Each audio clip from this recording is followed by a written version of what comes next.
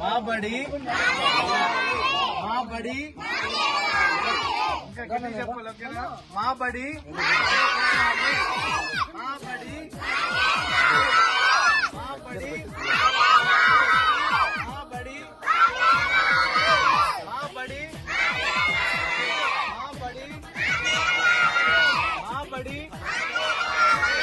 మా బడి లోకేష్ అంకుల్ మా బడి ముయ్యొద్దు. లోకేష్ అంకుల్ మా బడి ముయ్యొద్దు. లోకేష్ అంకుల్ మా బడి ముయ్యొద్దు.